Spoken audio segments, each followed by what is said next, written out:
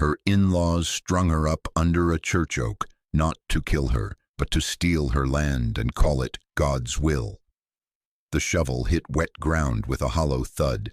Clara May Dalton kept digging. Her palms burned, rope bruises ringed her neck. Rain stung her eyes. She blinked and drove the blade again. "Steady," she told herself, "in and out." The bundle was wrapped in an old blue shawl from her mother. She carried it from the Dalton place to these pines, hugging the weight close, as if it breathed. It didn't. Lightning cracked. She didn't look. She widened the hole with short, mean strokes. Each scoop lifted the same hard line. They will not take this. Wind, a far gate, nothing else. Clara knelt and set the blue bundle on the lip of the pit. Her fingers shook. She laid her palm on the cloth like blessing bread. "All right," she whispered. "You're staying with me." She slid the bundle down and covered it, pressing the mound flat. "Done," she said, though nothing felt finished. Faces swam, Silas with his churchman's smile, women staring past her, Sheriff Eli Turner staring at his boots. She bit down until the ache steadied her. She wiped her hands, planted the shovel like a marker, then shouldered it. No sense leaving a sign. Downhill she slipped and caught herself. At Miller's Trough she rinsed her hands in the shovel. The water went brown, then clear. She tried to drink and gagged. "Steady," she said. "You've had worse." The square smelled of starch and dust. Silas raised his Bible like a badge and called it Mercy. Mercy had hands. Men she'd known for years. They wouldn't look at her when they eased the noose past her ear and set it to her skin. 20 minutes, he'd said, a lesson. She learned it. There are places below shame, and you can live through them. Rain thickened. She took stock. Wet dress, cold bones, one shovel, a will that worked. Enough. North now, feeling for wagon ruts. The ground tilted. She paced herself the way she'd paced a hard winter. One chore, then the next. The kitchen lamp turned low the night Ethan came home, smelling of cattle and laudanum, saying his brother knew best. Ethan had been decent and tired. Decent men get steered. The creek grew loud. The line shack was close. She meant to pass it. The world tilted anyway. The shovel slid from her shoulder. She went to one knee, then both. The mud had her. A man's voice came from the dark, plain and unhurried. "Easy now." She tried to stand. The night reeled. Boots scuffed. "You're all right. I've got you." She wanted to say she didn't need saving. What came out was a rasp not quite hers. Arms steadied her. Work strong, sure. He smelled of smoke and horse and clean whiskey. "Lean in," he said. 2 steps, that's it. Warmth, a blanket, a stove's glow. "Water," he said. "Sip slow." The cup touched her lip. By the stove light she saw him. Beard in shadow, eyes steady. He took in the rope mark and didn't wince. "Name's Thomas Ridgway," he said. "Tell me yours in the morning." Clara touched her throat and found the ache still there, but smaller for having been seen. "Sleep," he said. "Come sunrise, you can decide what's next." She held the cup to calm her hands and watched him set another log. The fire caught. She lay down and listened past the storm to one thing she had not expected to hear again. Quiet. 3 months earlier, Dry Willow. Sunday noon, Dry Willow held its breath. Folks lined the square tight as wire. Deacon Silas Dalton climbed the freight dock with his Bible held high. Sheriff Eli Turner stood aside, hat in both hands, jaw set like a gate he wouldn't shut. "Neighbors," Silas said, "we mean to correct, to restore order." Order had a rope. 2 riders tossed a loop over the old oak limb. Clara May Dalton walked when they tugged. She could have dragged her heels, but she wouldn't. Her blue dress, weddings and funerals, fit different now. Parson Abner Cole tried to step forward. "Deacon, this isn't church." Silas smiled without warmth. "Brother Cole, Scripture is for every place. The woman failed her duty. 5 times hope, 5 times loss. We grieve, we instruct. A murmur rolled. Hattie Mae Sinclair leaned on her cane and shook her head once. Sheriff Eli cleared his throat. We ain't hanging nobody, it's just... They stacked 2 crates. Clara climbed. Tommy Pike wouldn't meet her eyes as he settled the loop. His fingers shook. Silas lifted his Bible. The tree that bears no good fruit is cut and cast into the fire. Let this be a lesson. Make it quick, someone whispered. Clara said calm. My husband was a decent man. He didn't ask for this. Silas tilted his head. Decency isn't inheritance, sister. Obedience is. The crates slid. The rope bit like a round knife. Not enough to break, enough to burn and steal breath.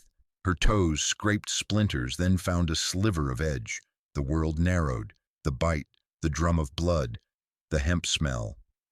She looked at Eli Turner. He stared back and did not move. Minutes, stretch. She counted by prayers she didn't believe. A fly landed on her cheek. She let it. Hattie Mae said clear, we are not better for this. Silas's mouth tightened. After a time that stained the day, the riders lifted slack and eased her down. The loop scraped her neck. Her knees went. No hand reached. Eli said, that's enough. Silas faced the crowd. The Dalton estate returns to proper stewardship until the Lord provides a rightful heir. Pray for this woman. May she learn humility and find mercy. Parson Cole said, mercy isn't a show. Silas ignored him. Go on, market's open. People scattered. Hattie knelt. She uncorked a small brown bottle. Sip. Clara did. It burned clean. Hattie leaned close. Walk north. Hit Miller's Creek before sundown. A man keeps a place past the bend. He minds his own and knows hurt. Don't take the road. Follow the fence line to the cotton press, then cut. Clara asked, well, why help me?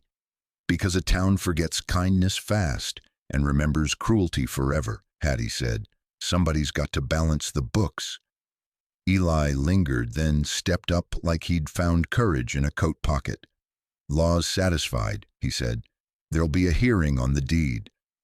Clara looked at him. You saw me, he said. I saw. Silas called from his wagon. Sister Clara, don't run. You'll only make it worse. She stood on shaking legs, the welt hot as a brand. She turned and walked. No one stopped her. At the edge of the square, Hattie said, keep moving, child. Clara did not look back. She set her eyes on the north road and began the work of leaving. Town let her pass like wind through dry grass. Eyes down. Clara followed fence posts north until the ground turned slick and her breath rasped like a saw. The welt on her neck throbbed with her pulse. She kept going. When the wind dropped, she heard Miller's trough ahead, a board creaking like an old hinge. She found it by touch, rinsed her hands, tried to drink, gagged, tried again. The second swallow held. She set the shovel aside and steadied on the rail. The world tilted. She dropped to one knee, then both. Black rose from the edges. A voice came in, calm as worn leather. Easy. Boots scuffed gravel. A coat wrapped her shoulders. Lean, the voice said, an arm hooked under hers. One step. Good. She smelled smoke and horse. A door opened. Heat rolled over her. Rough blankets. A cup against her lip. Slow, the man said. She sipped. The water tasted clean. Her eyes found him. Close beard, a thread of gray, eyes steady as plum. He looked at the rope mark and didn't flinch. Name's Thomas Ridgway, he said. Tell me yours when you've got voice to spare. She tried. Only air came. Rest, he said. Back by sundown. He left a lantern low. The cabin settled. She took stock like a ledger. Pegs with a coat. A rifle over the door, table, 2 chairs, a narrow bed. On a shelf, books wired with string, a little music box, lid shut. Her throat burned. A kettle still warm, a tin cup with leaves steeping. Beside it, a brown bottle marked in a firm hand, Valerian, 10 drops. The letters punched a hole in time. Years back in Helena, a young doctor with steady hands had written the same way, telling her there were limits no one could bully nature past. She had wanted to hate him for saying it plain. The handwriting wouldn't let her. She lay back. The room ticked, fire, kettle, ribs easing. She slept and woke to a door latch and boot heel. Thomas came with split wood. He nodded once. "You're better." "Some?" she managed. He checked the kettle, added a pinch to a cup. "Throat'll." She drank with both hands. "Thank you." "Found you by the creek," he said. "Fever's breaking. You'll hurt, but you'll mend." He ladled stew, set it near. "Eat a little." She ate. He mended a strap by the stove. Careful, neat, like a man who trusts small tasks more than talk. When she finished, he took the bowl. "You can stay till you've got your feet. Bed's yours. I sleep in the lean-to. I don't ask questions I don't need." "I won't be trouble," she said. "I can sew, cook, keep books straight." "Good," he said. "Stock appreciates order." He poured coffee. "You'll want salve for that mark." He nodded at her neck. "Tomorrow we'll see the garden. Move some, sleep better." She held his eyes. "You believe me?" "I believe what I see," he said. "I saw a woman near, wrung out, who kept moving." The music box caught his eye. He turned the key a half turn. A handful of notes rang and died. He closed the lid. "Rest," he said. "Come morning, we'll talk next steps." She lay back. For the first time since the square, the quiet didn't feel like judgment. It felt like a room that would hold. She let it. Before sleep took her, she touched the welt and counted to 10 like Hattie taught her, then 20. The pain held steady and did not win. In the other room, Thomas moved once, then quiet. Dawn found Clara sitting up, hand on her throat, testing breath like a seamstress testing thread. The pain held. Bacon hissed. Thomas poured coffee. "You steady?" "Steady enough." "Good. Eat. After. Terms." "I don't keep boarders," he said. "You need a place till you can stand square. You do kitchen, mending, books. I'll handle stock and fence. We split eggs and garden. You keep your money. When you're ready to ride, no one holds you." "That suits." "I don't ask after a past that's trying to heal. Same courtesy to me." "Done." He set a ledger and a tin box on the table. "Cash, list, tally Saturdays." She thumbed the ledger. The hand was firm, measured, like the label on that brown bottle. "You wrote for the hospital once," she said. He neither smiled nor denied. "Helena is behind me, works here now." "Works good." He showed her the garden, rows plain. "Beans, carrots, onions, keep them hoed, and they pay rent." She nodded. At the corral, 3 horses watched. Thomas brushed the black, slow and sure. "Storm's my weight horse. Briar packs. Willow minds her feet." She stroked Willow's neck. In the cabin, he set a small stone jar. "Salve." He looked aside so she could lift her braid and coat the welt. "Twice a day." It stung, then cooled. "Thank you." "Thursday's grocery," he said. "If you want thread, make a list. I'll leave cash for flour and coffee." "I'll stitch your strap first," she said, "and patch that sleeve." He huffed a laugh. "Fair." By noon she had the room swept, a loaf rising and shirts soaking. Thomas stacked wood and mended a rake tooth. They spoke little. It wasn't the cold kind of quiet. It let a body keep their balance. Near afternoon, Sheriff Eli rode up. He reined in, hat low. Thomas met him at the rail. Eli nodded at Clara but didn't enter. "Just checking she's safe." "She is," Thomas said. Eli's eyes flicked to her neck. "There's talk in town," he said. "Deacon Silas filed to assume the Dalton place. He's got the bank and store lined up. Hearing in 3 weeks." Clara stepped to the threshold. He can file what he pleases. I'll testify what I saw, Eli said. It won't fix it, but it's a start. Bring news by the ridge trail, Thomas said. Eli looked relieved. I will. He started to turn, then stopped.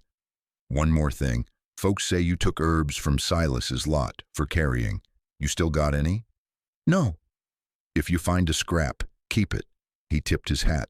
When he'd gone, Clara washed her hands slow, thinking of 5 losses, 5 bitter cups. She looked at the medicine shelf. Wormwood, pennyroyal, valerian. Honest tools in wrong hands will ruin a life. Thomas watched her face. You all right? I will be. He nodded and let it stand. They ate late, stew and skillet bread. After, he brought out a little music box from the high shelf. My wife's, he said. He turned the key a breath. Enough to say good night. The tune climbed and faded. He set it back. She banked the fire and stretched the quilt. Thank you for terms, she said. Thank you for keeping them, he said. Wind lifted once along the eaves and was gone. Clara lay awake, counting breaths, small solid things. Bread cooling, tools put up, a plan no one else owned. She let the count carry her under. Clara worked by lists. Bread, towels, ledger, salve. The welt dulled. She kept moving. Near midday, a rider showed, a slim woman in a plain hat. She reined up, eyes on the rope mark and Thomas's stance. Ruth Ellison, she said. I teach in Dry Willow. Mrs. Cutler's baby's got the croup. The new doc gave sugar water. It isn't helping. Thomas nodded. I'll mix a draft. Pot on? Always. Ruth stepped down and lowered her voice. There's more. Deacon Silas is stirring folks. Hearing set in Cheyenne in 3 weeks. He says the Dalton place goes back to the righteous line till an heir appears. Banks with him. Clara kept her hands flat. Heir won't appear. Deacon says other things, Ruth added. He's poking at your character and his brother's memory. He aims to shame you quiet. Thomas set bottle and spoon, measured calm. Let him talk. Truth has legs. Ruth studied him. Dr. Ridgway, isn't it? Used to be. Good, she said. We need useful, not polite. People recall babies you delivered up north. That matters more than gossip. He handed her 2 vials. Steam a blanket, 15 drops hourly, then ease off. Keep the child upright, no smoke. She slipped them into her bag. You'll charge? Bring back the corks, he said. Call it square. Ruth turned to Clara. Sheriff Turner asked me to say he's sorry. He'll testify. Parson Cole, too. It will come to that, Clara said. I'm done being spoken over. Thomas folded a paper around dried leaves. Licorice for your throat, he told Clara. Then to Ruth. Anything else? Ruth hesitated. The schoolhouse has a desk Deacon uses counting church money. Locked drawer. I've seen a leather book there. He writes in it after Sunday suppers. Names and notes. Could be nothing. Could be everything. Clara felt heat rise. If he wrote about me, it'll be his own hand. Ruth nodded. I can get a look. Quiet, but not tonight. She mounted. He means to ride past here soon, just to measure your fear. Best you don't give him any.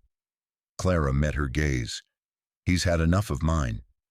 Ruth tipped her hat and went. They stood. The room held. Cheyenne, Clara said. I can't hire a lawyer. Thomas opened the tin box, counted coins, then pushed it over. Now you can. I can't take your savings. You're not taking, he said. Borrow it. Win and pay me back. If you don't, we still did right. She looked at his hands, the small scars, the careful way he closed the box. Why? Because men like Silas count on women quitting, he said. You didn't. The words landed clean. She drew the box back. All right, I'll fight. That night she drafted her statement, plain and hard. Dates, cups, the bitter taste that changed. 5 small graves behind a house that wasn't hers anymore. She wrote till the lamp smoked. Thomas trimmed the wick and set his hand on the paper while she signed. "Tomorrow," he said, "we ride to Hattie's. She'll witness." She nodded. Her throat burned, but it was a working burn. "If Ruth gets that book, we'll be ready." A coyote barked far. "He can bark," Thomas said. "We've got teeth, too." Clara folded the statement and tucked it close. For the first time since the square, the future felt like a door she could open with her own hand. They rode at first light, Clara on willow, Thomas on briar. Papers warmed Clara's skin. The welt throbbed. She set her jaw. Hattie Mae opened before they knocked. "Bring it." Clara set the paper. Hattie read, signed bold, pressed her seal in wax. "Now it's ours," Thomas witnessed. "Silas hired riders last night," Hattie said. "Rail camp kind. If he can't beat you in court, he'll try to stop you getting there." "How many?" Thomas asked. "A dozen, give or take." "We ride anyway," Clara said. "You ride smart," Hattie answered. "Old stage road to Red Bluff, then east. Stay off Main." "We'll need supplies," Thomas said. Hattie set a sack down. "Flour, coffee, beans, go." Hoofbeats sounded. Sheriff Eli Turner stepped in. "Deacon filed to seize your stock for church maintenance," he said. "Cheyenne will swat it, but till then his boys will press." "You stop what's illegal here," Thomas said. "I'll do what I can," Eli said. "You'll do what's right," Clara told him. He set a folded paper. "Venue change stamped. Judge Merriweather. Hearing moved up a day." "When?" Thomas said. 2 weeks from Monday." Clara tucked it. "We'll make it." Eli left. Hattie took a small brown vial from her mantel tin. "I kept this back after your second loss," she said. Silas sent the bottle. Smelled wrong. Thomas wet a fingertip, tasted, spat. Ergot, wormwood, enough to turn a womb cruel and call it God. Clara sat hard. "I knew, and I didn't." "Now we know," Thomas said. Hattie wrapped the vial, pressed it into Clara's hand. "Carry it. A judge listens to poison you can point at." They saddled. At the gate, Hattie said, "Make trouble pick your ground." "Trouble already chose me," Clara said. "Then make it regret the choice." Back at the shack, Thomas packed light, rifle, bedroll, bacon, coffee, coins. "We leave at noon," he said. "Night in Red Bluff's loft. Dawn east." "And Ruth?" Clara asked. "She'll work the school desk. If she gets that book, Eli will fetch it." Clara touched the vial. "Let Silas pray over that." By late day they kept ravines, brushing out sign. Near the mile marker, Thomas lifted a hand. They slid to shadow. 2 riders waited at the road, hats low, rifles across saddles. "We swing wide," Thomas breathed. They climbed a cut bank. A shot cracked and kicked dust by Clara's boot. Another splintered a post. "Keep moving," Thomas said. He set a steady trot across broken ground, then cut into a dry wash and pushed through scrub until the sound thinned. At dusk they reached Red Bluff's livery. Thomas paid cash. The hostler's eyes stuck on Clara's neck, then slid away. "Room's full," the man said. "Hayloft's open." "Fine," Thomas said. "Feed, a lantern, and you don't sell our stock." "Wouldn't dream," the hostler said. In the loft, Clara counted the day's wins. Hattie's seal, Eli's promise, the vial in her pocket. Thomas checked his rifle. "We leave before dawn. Cut east at the ford. If riders come, we make for Stone." "I'm done dying on other people's terms," Clara said. He held her look. "Good." They lay back in their coats. Below, a horse stamped. Clara set her palm over the vial and felt its weight. "Fortnight," she said. "Fortnight," he answered. They slept in turns. Quiet, they bedded in the loft, boots for pillows, rifles close. Near midnight, a hinge squealed. Steps below. A match flared, then died. Clara nudged Thomas. He rolled to a knee, pointed at the hay chute. Voices rose. "Deacon wants 'em held till morning," a man said. "Double if they miss Cheyenne." "Hostler says they're up top. Smoke 'em out." Thomas's fingers found Clara's wrist. "Ladder," he mouthed. They slipped along the joist. A lamp lifted under the loft. The hostler's voice went thin. "I told you, they paid—" A slap shut him up. Thomas showed a trap slat behind a feed bin. "Drop quiet, left to the alley door." Boots thumped the ladder. Fingers curled over the edge. Thomas eased the slat. He dropped, then caught Clara as she let go. They landed between sacks. Dust rose. She swallowed the cough. He eased the latch.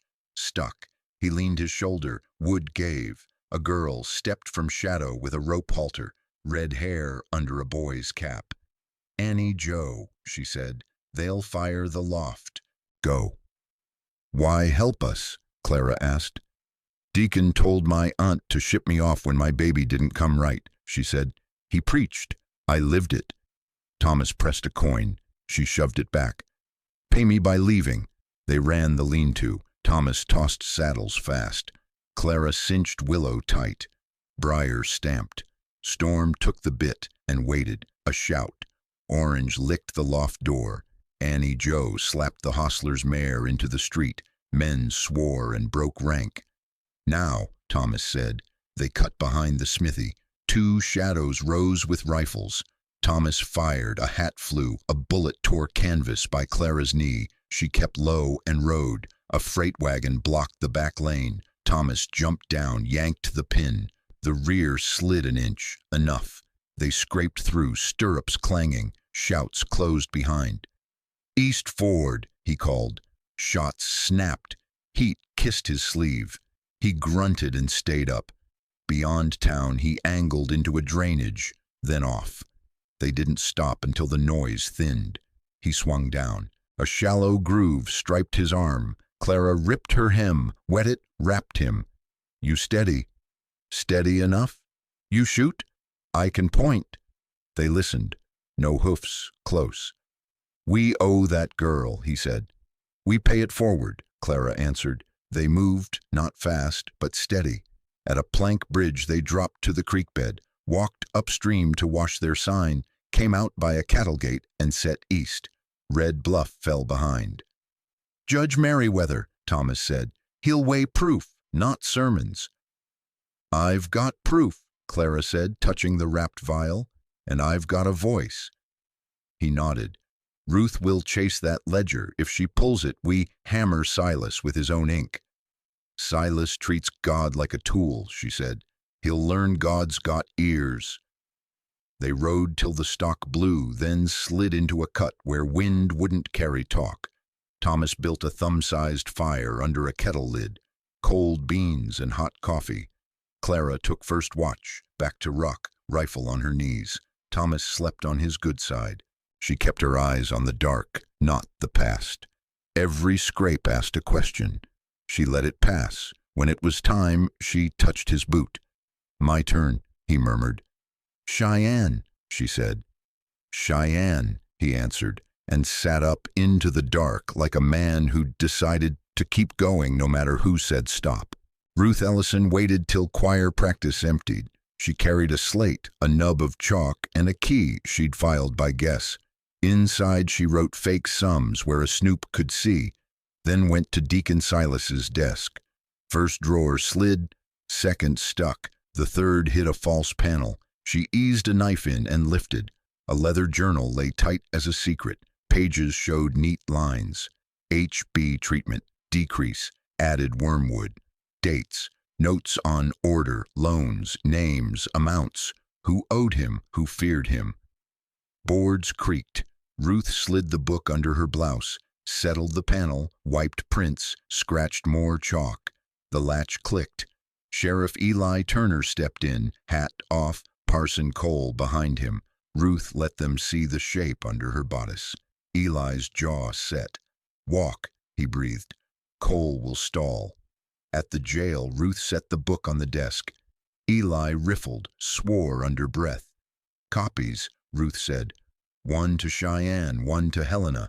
The book goes under your floor. He lifted a plank and slid it into dark. Done. Cole came in smelling of lamp oil. He's looking, he warned. A boot hit the step. Silas filled the doorway, Sunday slick. Evening, Sheriff, Miss Ellison. I keep to my work, Ruth said, and I to mine. I'll review accounts. He reached past Eli. After Sunday, Eli said. Silas smiled. You reckon that badge outweighs my ledger? Cole answered mild. Ink outweighs talk. Silas weighed them, tipped his hat, and left. Eli exhaled. I'll seal copies by dawn and find a writer who won't scare. Find two, Ruth said. One will get stopped. She went home with her slate and a hammer. Dawn put Clara and Thomas back on the move. They kept off the stage road, broke sign where they could. Thomas's grazed arm bled once. He said he was fine and rode like it. Near noon, a line shack showed smoke. Thomas pointed left. They slipped into a dry draw. A late shot snapped rock. They didn't answer. By dusk, they hit a mail track. A rider came from the south, blue scarf, lean seat. From Sheriff Turner, he called, and handed a twine-tied packet. Thomas scanned the horizon, then took it. Inside lay 2 ink copies and a note. Ink beats rope. Ride steady. Clara felt the paper thrum. Proof, she said. And a judge, Thomas said. Merriweather won't blink at sermons. They pushed on until the horses blew. Cheyenne waited with a gavel.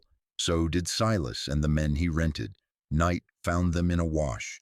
Clara counted gains. Hattie's seal, the vial, Eli's copies.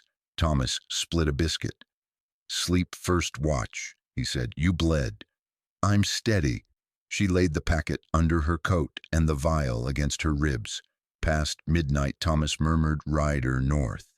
Hoofs slowed, sniffed the dark, moved on. They'll be there when we make the street, she said. Then we make the street with law at our side. Eli can't ride for us. No, but his ink can. She almost smiled. Ink beats rope. Most days, he said. She slept in knots and woke clear. They saddled and moved. The packet rode inside her bodice. Ahead lay a door with a bench. Behind, a man with a Bible and guns. Between, time and nerve. They rode into a gray morning, jaws set, minds fixed on the courthouse doors beyond. We keep both, Thomas said. We will, she answered and gave Willow her head. Want me to roll on to chapter 9, you said. Tiep-tuck ChatGPT said, Thought for 5M8's chapter 9, courthouse threshold. Cheyenne met them with fences and a work bell. Courthouse, Thomas said. A clerk looked up. Names? Clara May Dalton, Dr. Thomas Ridgway, venue change, Judge Merriweather. Chambers at 3, Marshal wants your papers. A tall man arrived. Hart, Deputy United States, you brought proof? Clara set a tied packet and a wrapped vial on his desk. Ledger copies, poison to match the entries. Hart skimmed.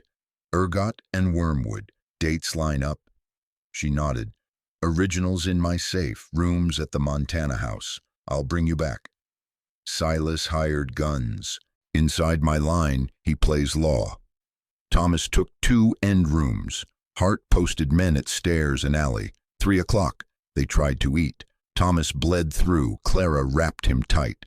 Don't drip on the judge. Hart peered out. There he is. Silas stood in the street with 6 riders. Sister Clara, he called, own your sin before the court hears lies. Hart stepped out. Mr. Dalton, your business is at the courthouse. Holster your mouth and your pistols. Silas smiled. Marshal, I honor the badge. Don't honor slander from barren woman and a sawbones who ran.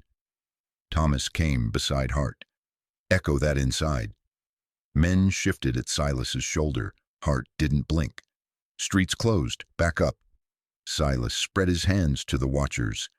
See how they hide under federal skirts. 3 o'clock. Hart shut the door. You steady? Clara laced her hands. He's not used to walls he can't bend. At 3, bring steel. They crossed to chambers. Merriweather waited. Mrs. Dalton, you have the floor.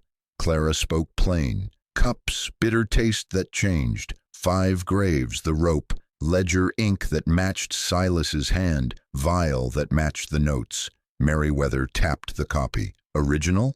In my safe, with the vial. Doctor? Ergot and wormwood in climbing doses, Thomas said. Enough to provoke miscarriage and mask intent. Merriweather nodded. Dalton will answer at hearing. Until then, Mrs. Dalton is under protection. Any tampering earns a cell. A messenger ran in. Wire from Sheriff Turner. Hart read and passed it up. The judge's mouth eased.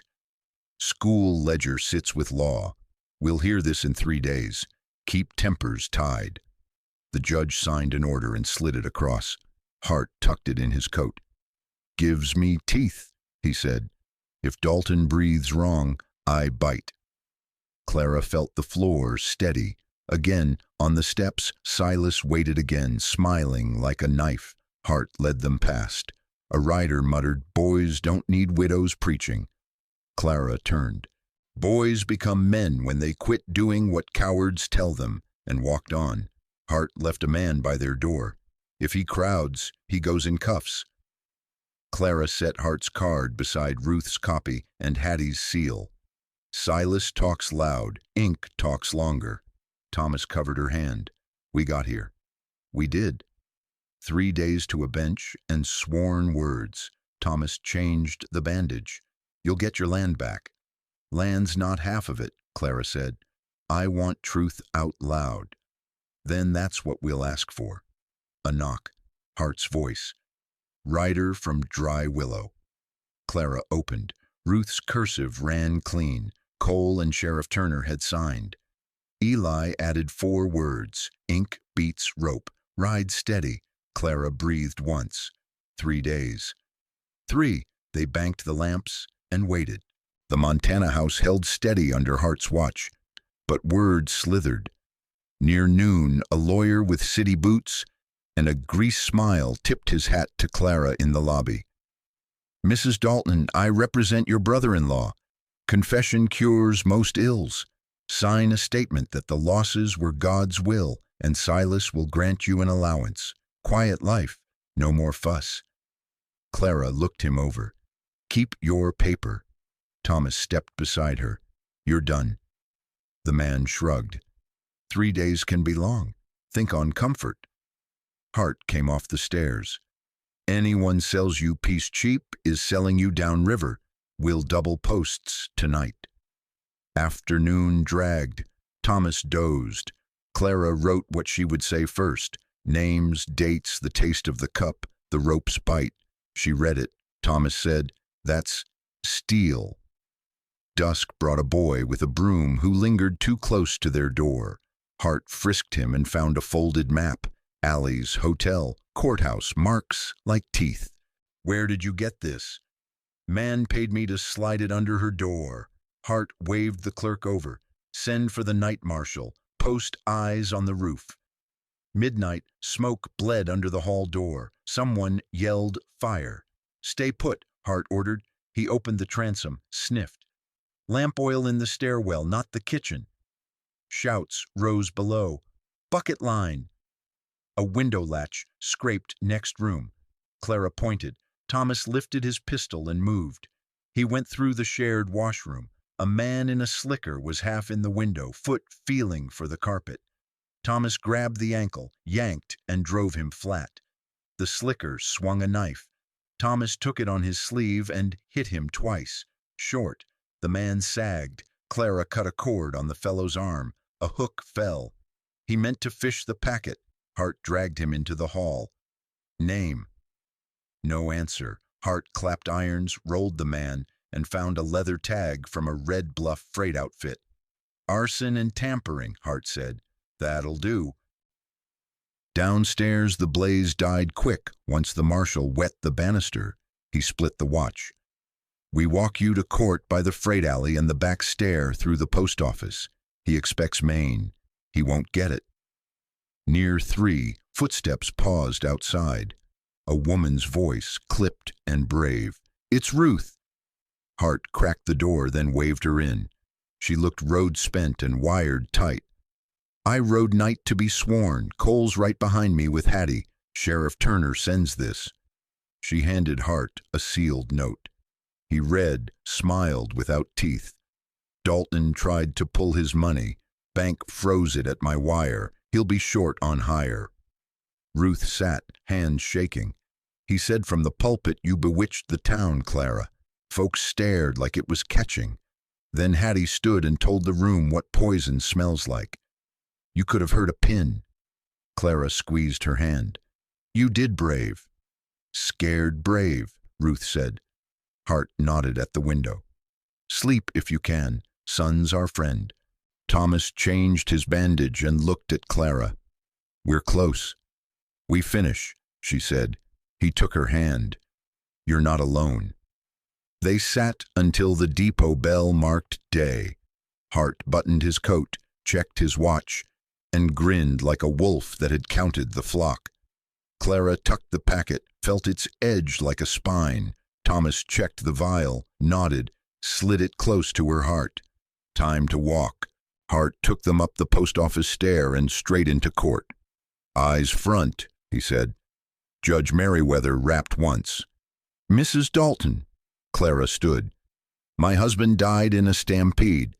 Before that, 5 pregnancies ended. After the first loss, Deacon Silas sent herbs. The taste turned bitter. My sickness worsened. Each time he prayed louder. Then he hoisted me in the square to brand me barren and reach for my land." "Confine yourself to facts," the judge said. "I am. The ledger copies match his hand. Dates match my losses." "Enter them." Hart swore chain. Thomas took the stand. "This vial holds ergot and wormwood in stepped doses. Notes say add, increase. That is intent." Silas's lawyer smirked. "Dr. Ridgway, didn't you drug your own wife to death?" Thomas's gaze didn't move. "Elizabeth died of pneumonia. I eased pain, not breath." Ruth Ellison testified. "I found the ledger in the deacon's desk and carried it to Sheriff Turner. Parson Cole said, 'Discipline isn't public cruelty.' Hattie May said, 'I bathed 2 of Clara's lost little ones. I kept 1 bottle back. I smelled wrong in it.' Silas rose. 'Common herbs, a false reading of notes, and correction in the square was mercy.' Mr. Dalton," the judge said, "did you write HB treatment, add wormwood?" "I may have notated tonics." "Name the doctor who advised you." "I don't recall." Merriweather's eyes cooled. "Sit." Hart addressed the bench. "A hired hookman tried their hotel room last night. He's in irons. We ask custody." "Granted," the judge said. Silas's calm cracked. "This is about a bitter woman wanting a roof," Clara answered low. "It's about you wanting a roof more than you wanted my children to live." Silence held. "We recess," the judge said. "Decision noon tomorrow. Marshall keeps this court clean." Hart shouldered a path through the crowd. On the steps, Annie Jo slipped Clara a scrap. "From the thief," she whispered. "If the ruling goes bad, riders take you between here and the hotel and call it a brawl. 2 more plan to fire the evidence room." Hart read, jaw tight. "Vial and copies go to the Federal Depot now. 2 men on the judge's safe. Nobody walks alone." Thomas checked his bandage. "We hold till noon." Clara nodded. "I'm done letting him pick ground." They took the back stair to the Montana house. Ruth slept in a chair. Hattie poured coffee. Cole sharpened a pencil and watched the door. Hart parceled posts, roof, alley, rear windows. If Dalton's money is frozen, he hires cheap. Cheap makes noise. Clara set her dress for morning, the sleeve she had darned neat.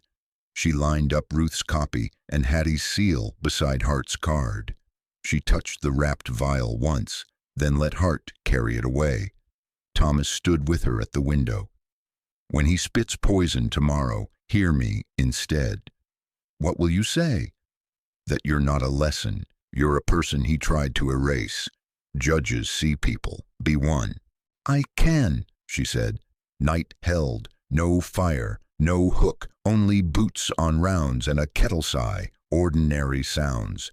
Clara lay back and breathed with them. Noon waited like a ridge you climb on sore legs. Closer every step. Honest when you reach it. Hart checked his watch.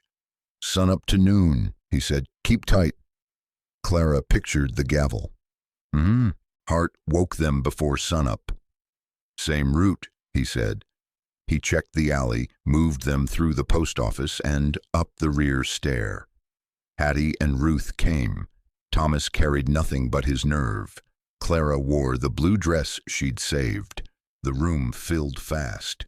Silas sat with two riders who watched doors more than law. Judge Merriweather entered and rapped once. This court weighed testimony, copies, and chemical proof, he said. Mr. Dalton's ledger shows planned doses, not prayer. The hoisting was assault, not discipline. The Dalton place passes to Mrs. Clara May Dalton per her husband's will. Mr. Dalton is remanded to the marshal for attempted murder, tampering, and intimidation. A hum rose, then snapped as Silas lurched up. Lies. Sit, Merriweather said. Hart had cuffs out before the word died. Silas jerked free, swung, and missed. His riders twitched toward iron. Hart's men leveled Colts. Don't! Outside, a shout. Fire at the evidence room. Another, back alley. The plan Ruth warned of came on time. Hart shoved Silas to a bailiff. Ridgway, with me. To Clara, stay by the bench. Thomas ran with Hart. Smoke curled from a side window across the square. Two men with kerosene tins sprinted for the alley. Hart fired, dropping one tin. Thomas clipped the other's sleeve. The man spun short of the door. A third raised a rifle. Annie Joe, on the freight dock with a borrowed scattergun, yelled, "Down!" and let both barrels go. The rifle fell. The man folded like a sack. Good work, Hart called. He kicked a smoldering rag free and ground it out. Deputies hauled the arson hands into irons. Back inside, Ruth held her chin high. Cole set himself between Clara and the gallery like an oak with a hymn book. Merriweather stared the room still. Order, he said. Law isn't a show. Silas tried one more sermon. Town, don't let her... Clara faced him. I buried 5 children you helped kill. I won't bury the truth. Hart hauled Silas past. You'll have a cell with shade, he told him. Merriweather signed, sealed, and handed Clara a decree. The paper shook until Thomas covered it with his palm. Heat ran from him into her. She breathed, and the shake left. Outside, people gave way. Annie Joe wiped soot. You're paid, she said. Seeing him in irons did it. Mind the ride home, Annie added. Folks who lose their pulpit look for kindling. Hart walked them to the Montana house and posted 2 men. Leave at first light, he said. Papers will outride you to Dry Willow. Sheriff Turner will meet you. Thank you, Clara said.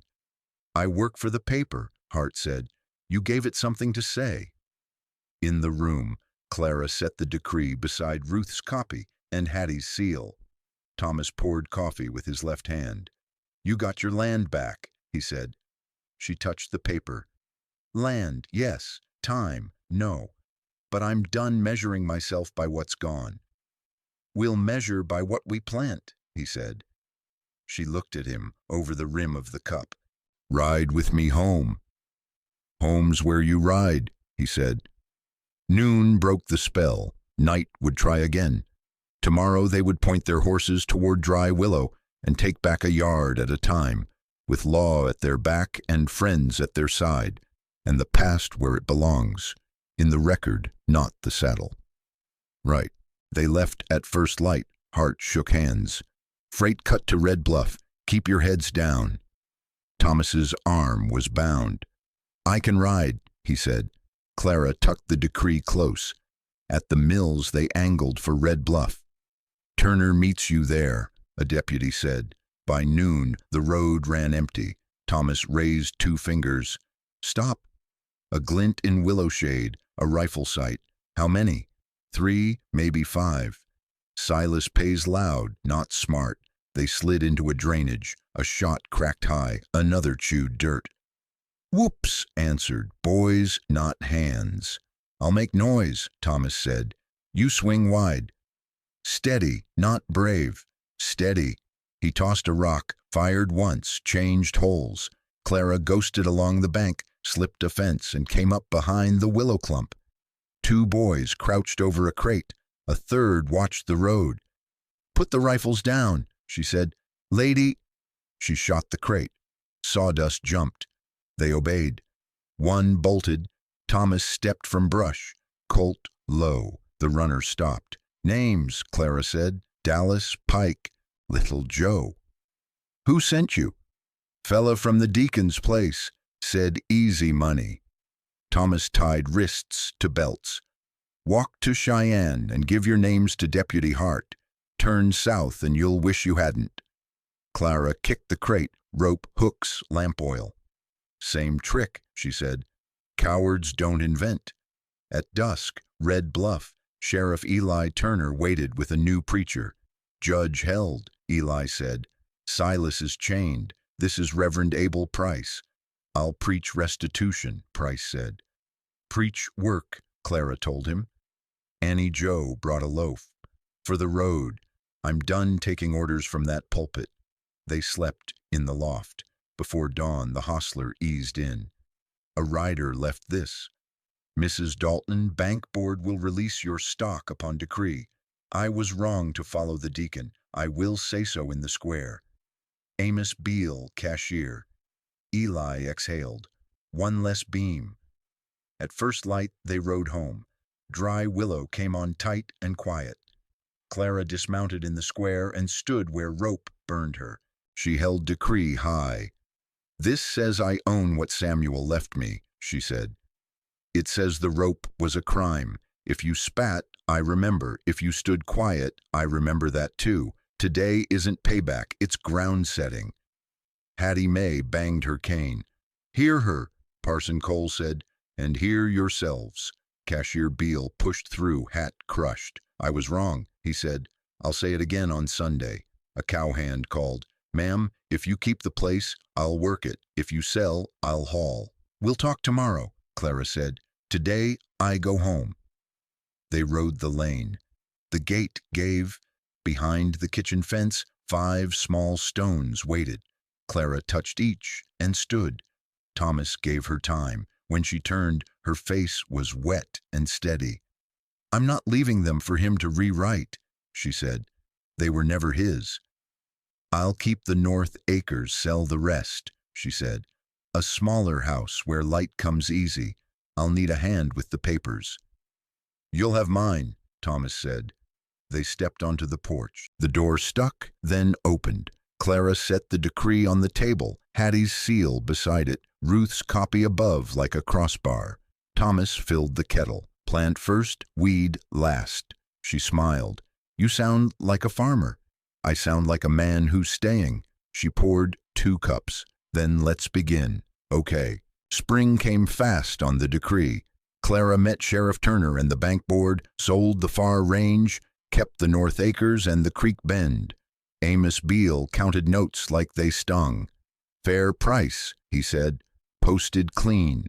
Post it plain, Clara answered. No sermons, just numbers. Thomas walked stakes for a smaller house where morning would hit the table. Hattie brought ledgers, Ruth brought nails, and a hard smile. Annie Joe showed with a hammer and no apology. Work drowned talk. Parson Cole stopped by. When you can breathe, will you stand with Dr. Ridgway and let me say a few steady words?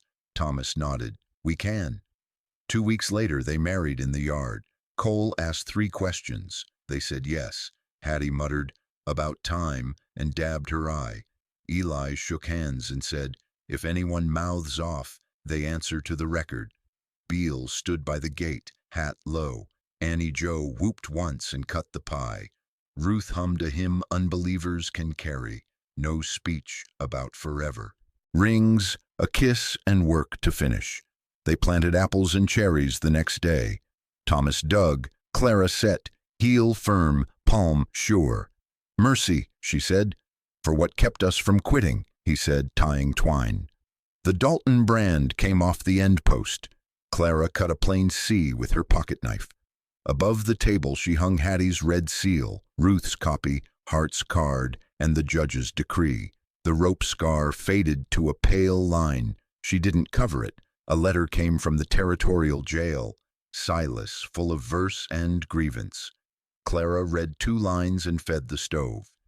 Ink isn't holy because a preacher holds it, she said. By summer the town met her eyes, some with guilt, some with pride, most with the relief of folks done paying fear. Cole preached restitution and work. Reverend Price learned names. Eli won re-election by not promising more than a man can do. Hart wrote 1 sentence. You held, that's the job. One evening, bored still new, Clara set 2 cups on the porch. Thomas came up from the barn, washed to the elbow. Tired? He asked. Good tired. They listened to a place earn its quiet. He traced the pale line at her throat and left it be. What do we call it? He asked, nodding at the young row. Mercy ground, she said, so we don't forget how we came by it. Mercy's not soft, he said. No, it's strong enough to carry what truth drops. They didn't plan futures past the next chore. Morning would bring bills, a bulky pump, a colt to halter, some old hurt that would flare and go. There would be visitors and lean days. Ruth with school news, Hattie with stories, Annie Joe with a louder laugh. Maybe children running the fence someday, theirs or someone else's. Maybe not. Love wasn't owed proof. Clara stood and kissed his temple. Come in, she said. Stew's ready. He left his gloves on the rail like a man who meant to use them again. They stepped in together and shut the door on the square, the rope, the rumor, and the kind of godmen like Silas cell. The stove ticked. The house breathed. On the wall, the papers waited like quiet witnesses.